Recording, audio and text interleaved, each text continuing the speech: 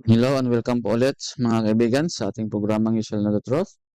At ito po si Erwin Silva, ang inyong lingkod. At again, atin na naman talakayin ang Wine of Babylon in Revelation 17. This is now part 8 mga kaibigan. At atin naman tuklasin kung ano naman po mga kaibigan ang mga doktrina ng Romano Katoliko na ipinasok sa kanilang belief. At saan po ito nanggaling at paano po ito nakapasok dyan mga kaibigan. At ito po mga kaibigan, ulit, bago natin tuklasin ang mga isa namang doktrina, ito po ay palagi natin binabasa sa tuwing tayo ay magtutuklas. Kasi po dito po nakaikot yung uh,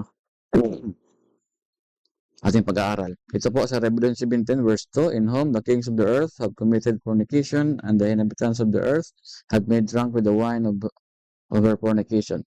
Alam na po naman ito natin mga kaibigan kung sino po ito ang woman na nakasakay sa 7 heads and 10 horns scarlet beast. Alam naman natin po mga kaibigan kung sino po itong beast na ito. At balikan nyo lang po mga kaibigan ang ating video na woman in Revelation 17 and 18 at saka yung the comparison of the sea beast and earth beast para malaman po natin na siya po ay papacy. At ang itong woman na ito is the Roman Catholic Church. At balikan niyo rin po itong part 1 ng video ito para malaman natin kung ano yung Wine of Babylon. At yun po ay ito na tinatawag nilang doctrine. Okay po. At ito naman po mga kaibigan yung transubstantiation. Atin pong basahin.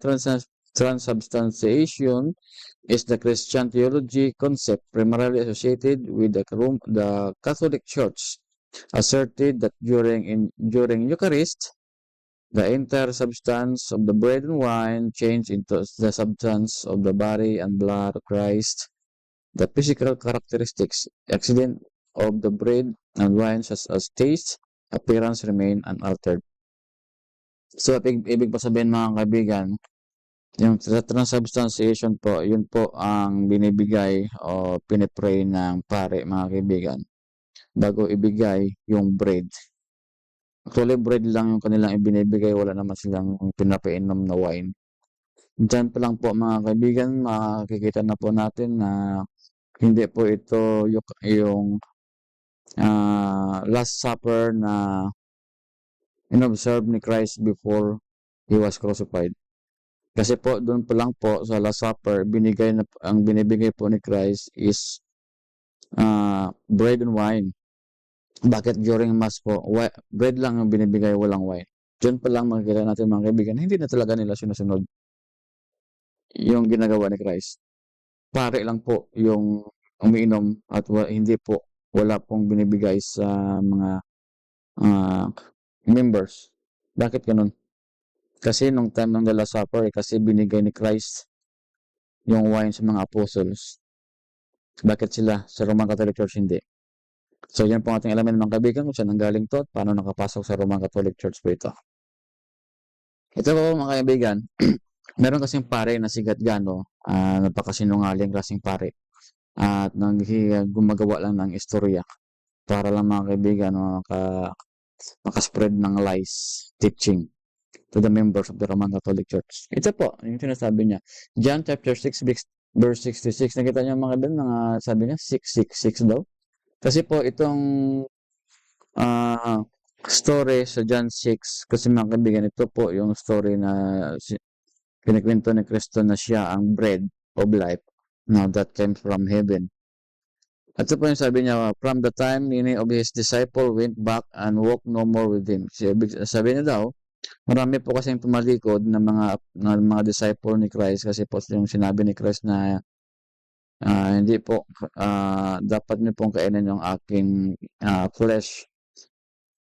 So sabi niya, kung nag-conclude yung parang si Gatgano, ngayon yung ayaw daw sa Eucharist, meron pong tatak na 666. Tingnan po natin mga kaibigan. Alam naman na po natin mga kaibigan na yung 666 na yun, Sunday worship, no, kung tingnan nyo lang dyan sa ating video na image, mark and image of the beast, and also the sign of the cross. Tingnan nyo lang po dyan mga kaibigan kung ano yung ibig sabihin ng 666. Pero ito pong paring ito, mga napakasinungaling na pare na Sabi daw niya, pag tumalikod, yung ayaw daw tumanggap ng Eucharist ay meron pong tatak na 666. Paano ba nasabi niya yun?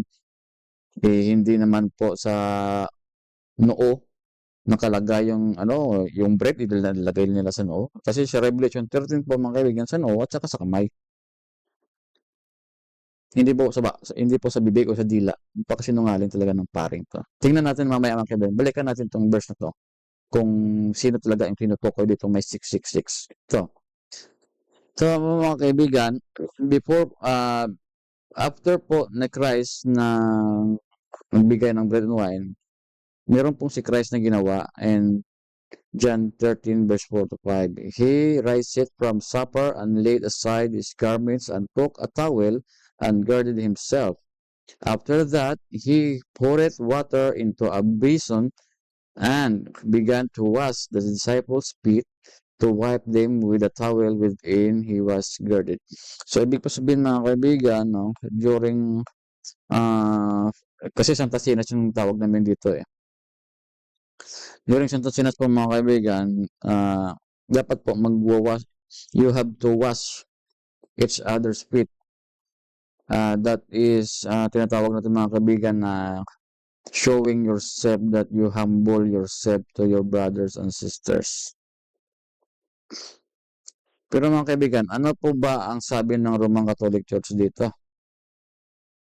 Inobserve ba nila to? Sige. Hayaan natin yung Roman Catholic Church mismo ang magsalita. Ito po. Question and answer, New York, ano ba to? Cincinnati, Chicago, Bensinger Brothers, 1896, page 6 to 7. Ito po yung sabi, Hindi ba, ito may na-question kasi, ito yung question ng isang protestant. Hindi ba dapat magduda? Ito, sinarin ko lang sa Tagalog to Hindi ba dapat magduda ang seryoso na ang isang matalinong protestante kapag nakita niya na kahit ang Biblia ay hindi sinusunod bilang tuntunin sa kanyang paniniwala? Yan yung question po. So, sabi ng protestant, kung hindi daw sinusunod yung nakalagay sa Biblia bilang alatuntunin ng isang sekta na pinapanigan, di ba magdududa ka na? So ano ba ang sagot ng Roman Catholic Church dito mga kaibigan? Ito pa. Answer. Tunay nga kapag nakikita niyang binabautisuhan nila ang sanggol, yun, mga sanggol, natalakay na po natin yun kung anong nilalagay sa noon ng sanggol. At yun po ay hindi baptism, kundi yun po ay dedication. Inaalis ang Hudyong Sabat at ipinagdiriwang ang linggo. Yun po. Ang damay na naman ang linggo dito. Na walang namang batayang sa kasulatan. So, infant baptism, wala pong batayan sa kasulatan. Linggo, wala pong batayan sa kasulatan, sabi niya. Ito pa rin. Kapag nakikita niyang hindi nila sinusunod ang paghuhugas ng paa ng isa't isa, yun yung foot washing, yung ginawa ni Kristo kanina. No?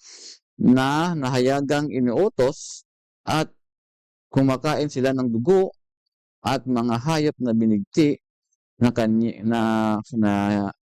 hayagang pinagbabawal sa kasulatan, totoong magduda siya kung siya'y mag-iisip ng maigi. Yun.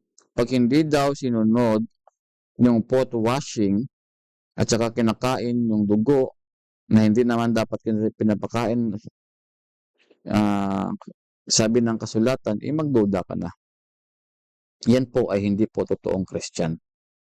Yung foot washing po mga kaibigan, sana po i-observe nila during Eucharist. That the member of the Roman Catholic Church dapat mag-wash each other feet. Wala pong ibang sektang Kristiyano na gumagawa niyan po mga kaibigan. Wala. Isa lang po.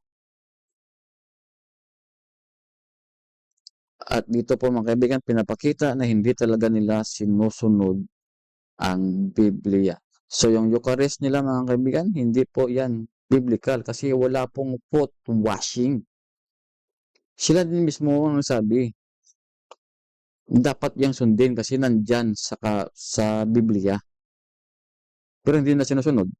So saan nga ba nga nanggaling? Itong Eucharist na ito, itong bread na ito, na binibigay sa mga tao sa mga membro ng Romano Katoliko at kung ano ang ibig sabihin ng bread na ito. Ito po mga kaibigan, ulit, no? Sinabi ni San Pedro, Peter said unto him, Thou shalt never wash my feet. Yung ayaw ni San Pedro, ganun din yung Romano Katoliko, ayaw nila.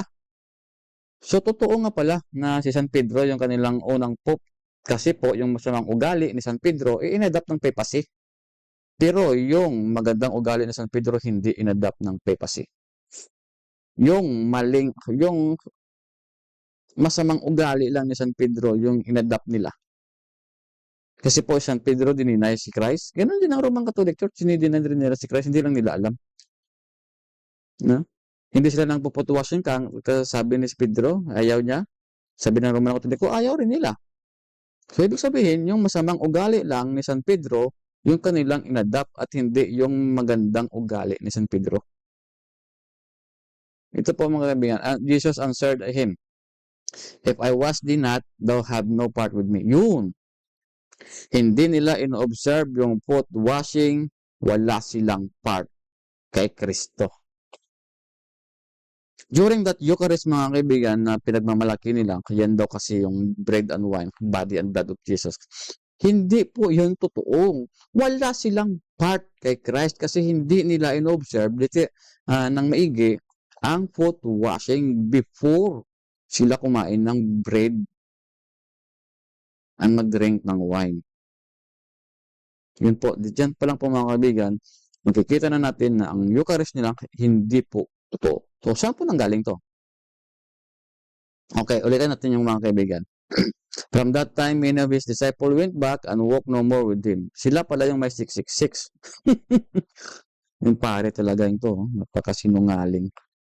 Sila pala may 666 kasi sila po yung tumalikod sa totoong Santa Sinas na i-observe dapat.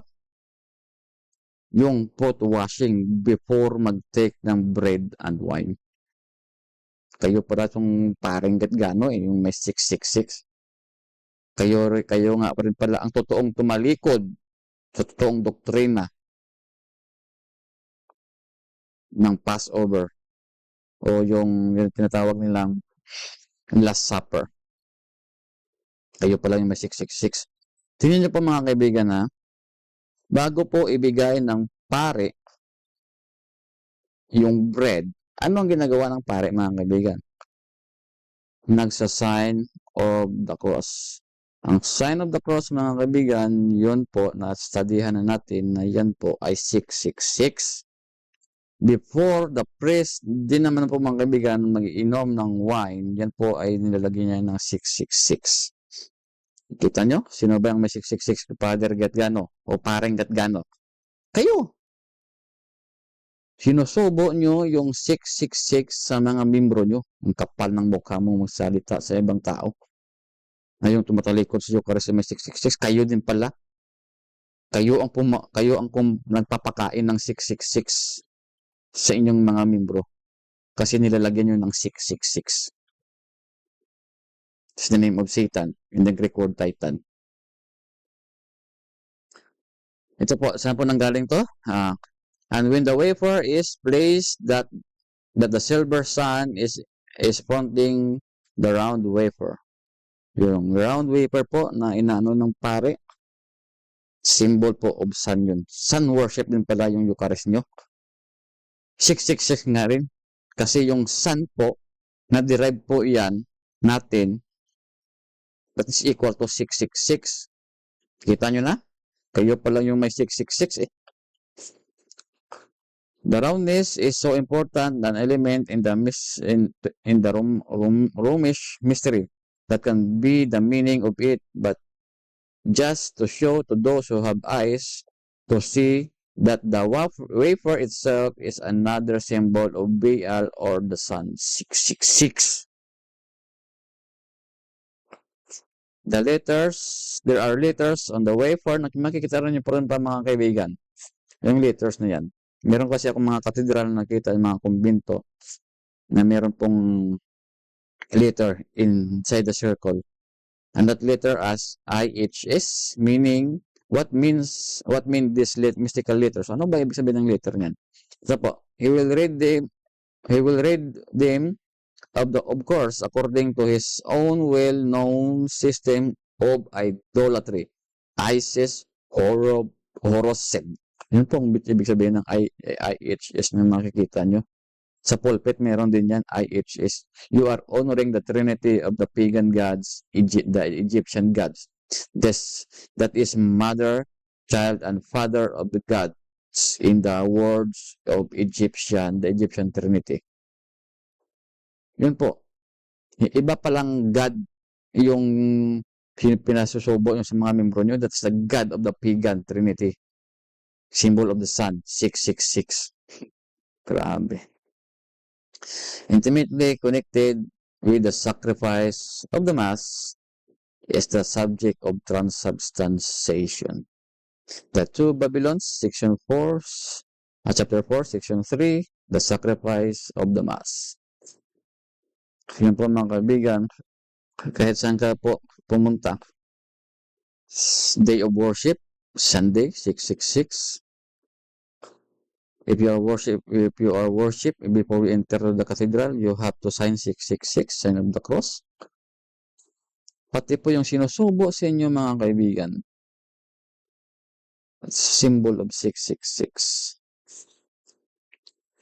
Ito po mga kaibigan, ulit po, huwag nyo tuloy itong masamain sa ating mga Catholic friends kasi po, ito lang po ay nagpapahayag ng katotohanan sa inyo upang kayo ay hindi madamay sa kanilang mga kasalanan at hindi kayo madadamay sa parusa ng Panginoon sa kanila. Yun po ang 7 salot ng Revelation 17. Therefore, mga kaibigan, yung transubstantiation, yung bread and wine, was not a Christian doctrine, and that was a pagan doctrine that have also a number of 666. Ngayon po, ito po si Erwin Silva, and you shall know the truth.